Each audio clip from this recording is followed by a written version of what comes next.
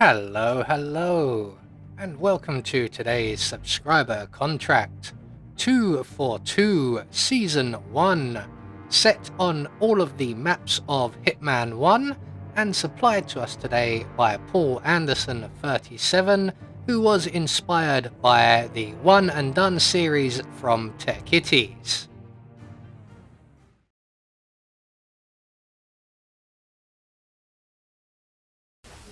So starting off in Paris, where we have two targets, and we're going to make our way straight around into the attic area and into Dahlia Margolis's bathroom, and we will be able to attract the attention of our first target.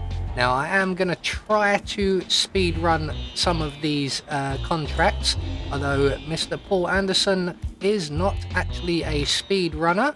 So we may struggle with a few of these. He is more like myself, preferring to take their time. So we will try to speed run some of these, and I believe some of them can be done quite quickly, others not so much. So we're going to overflow the sink in the bathroom, we're going to drop our taser into the puddle, and the sink will attract the attention of our first target. And when they come along, they will get a shockingly bad day. We can then quickly retrieve their outfit, and we now need to make our way all the way down to the basement, and the fastest possible way to do that in a bodyguard's outfit, or any outfit for that matter, is to throw ourselves down this drain pipe right here. There is one on the other side of the balcony as well. We're going to then make our way around and into the basement stairwell, and this will bring us very close to our next target, who is one of the chefs down in the basement kitchen area. If we time this just right, we won't have to wait around, we can just pounce straight onto our target. We're going to render him unconscious, and we're going to drag him over to the propane cylinders here. And then all we have to do is detonate the propane cylinders, hopefully while we're not stood too close. So our first two targets are dealt with. All that's left for us to do is to make good our escape, and the nearest available safe exit is my favourite exit for Paris, and that is the Wine Cellar Dread Portal.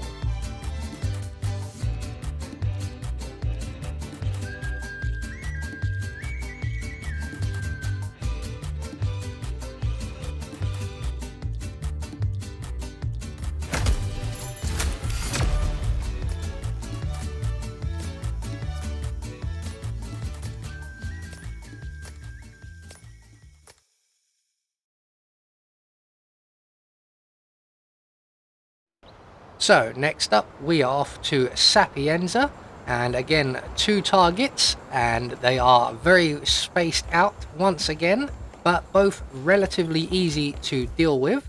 So we're just going to head down from the tower here, select our combat knife, we're going to make our way into the security room and deal with target number one. We're going to take care of the cameras while we're here as well, and then we're going to take target number one's outfit, which will allow us faster passage down via the stairwell. And removing the cameras will mean that there are no one watching us as we descend down the stairs, and we're off to the harbour where our next target is located. So we've got quite the journey ahead of us. We're just going to run all the way there. And luckily enough, our next target is located right by an exit, so we will be able to escape quite quickly. So once we get down onto the harbour area, we're going to pull out our silenced pistol, and this is going to be quite the wrench, as we are going to be leaving our precious golden pistol behind. We're going to drop our knife on the floor as well to attract the attention of that gentleman right there. He's going to turn around and spot our nice shiny golden pistol, and when he goes off to collect it, we're going to drop his friend into the ocean, which I'm assuming is the Atlantic, and then we can make our way across onto the jetty and onto our awaiting speedboat. So 2 maps down, 4 more to go.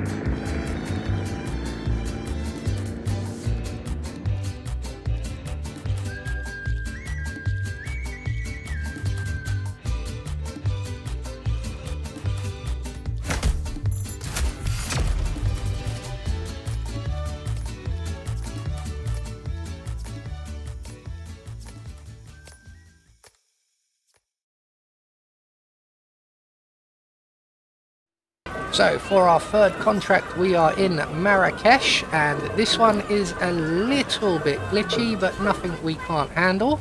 So we're going to immediately break cover and we're going to head straight for the headmaster's rooftop, where the headmaster is currently reading a book, and he is also our first target. So we're just going to make our way quickly in and up the stairs to the roof. We're just going to stop and quickly select our burial dagger, and once we get up to the top we can launch said dagger at the headmaster. There we go, and we are one target down. Our next target is currently in the Shisha Cafe, but they are going to wander off and they're going to come to the snail market and sample some food. Now this is where the trickiness comes in, as there is another young lady who also samples food in this area. So we're just going to make our way back round to the start. We're going to add our lethal poison to this plate of snails here, and we're going to keep an eye out in this corridor for a young lady heading this way. Now she will actually go and eat from a different bowl of snails, and this is where the glitch comes in, because it doesn't matter which bowl she eats from, she will be affected by the poison. So we will try and slow her down. Now depending on the timing, she may turn up at the exact same point as our target, who is just coming up by that soldier there, or in this instance, as you can see, she was quite a distance ahead, so we could have just waited around for that young lady to sample the food and then poison the snails. But as it's inconsistent, it's easier to just poison the snails and block the young lady until our target goes past her.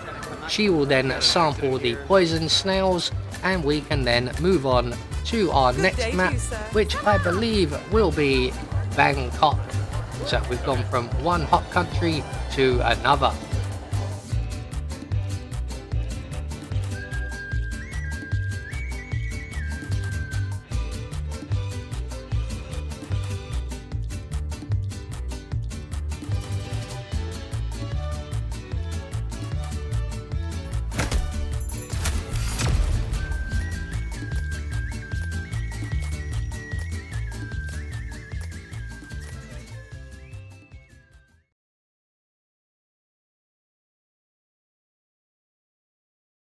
So for Bangkok we have two familiar faces. It's our primary targets, both need to be poisoned. So we're going to very quickly grab the cake topper from the kitchen, make our way out into the restaurant area, and if we are nice and quick we can poison the dish here in front of the two red bottles, and that will take care of Mr. Ken Morgan very shortly.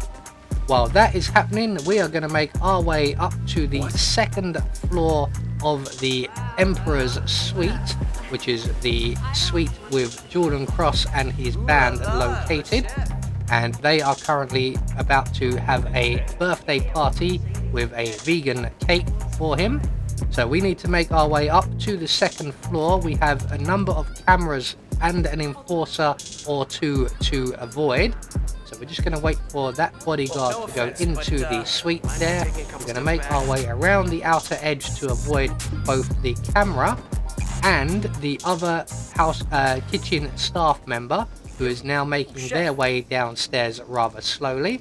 Just as Ken Morgan makes it to the restaurant, we are going to add our poison to the vegan cake, add our cake topper, and we are now going to make our way back downstairs.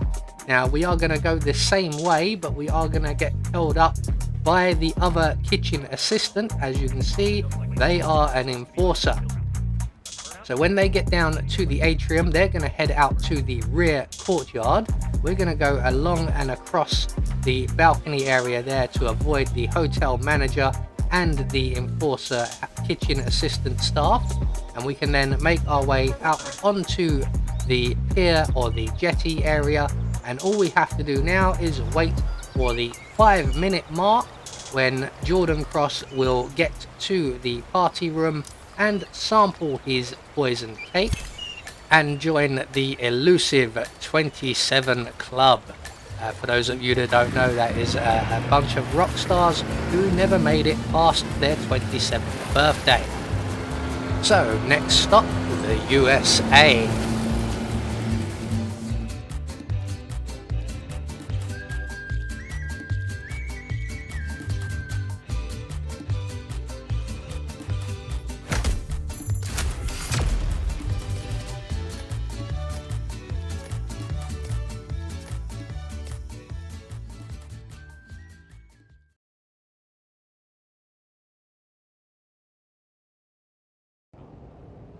So we're starting off in the farmhouse, and this will be a nice, quick and easy one. So we're just going to quickly 3D print Sean Rose's mask, make our way around to the children's bedroom and turn on the dancing monkey. We're going to grab ourselves the soda can as well, either on our way in or on our way out. The dancing monkey will attract the attention of our first target, and when he goes over to investigate, we can then jab him in the back with a lethal syringe, and we are one target down. We're then going to very quickly make our way down into the basement where our next target is currently located. Now unfortunately he is also surrounded by Ezra Berg and his bodyguard, but by the time we've retrieved our mask and made it down, Ezra Berg should have left, and it will be just our target and his colleague left down here. So we're going to use the soda can to render our non-target guard unconscious. We're going to shoot our target guard in the head if we can manage to do that, and then we're going to use our Sean Rose mask to very quickly make good our escape. So we are 5 maps down with 1 more to go, and we are off somewhere a little bit chilly for our final map.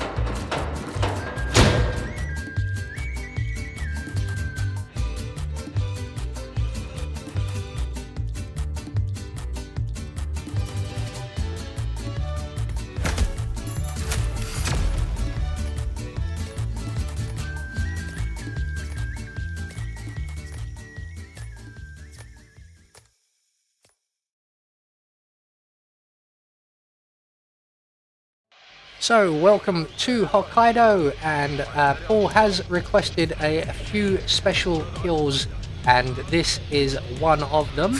So we will be taking out Yuki Yamazaki with the fugu fish, or the Chinese blowfish I believe it's called, and we're just going to quickly grab the kitchen knife before we're spotted, make our way into the freezer, prepare the fugu fish, and then make our way up to the sushi bar.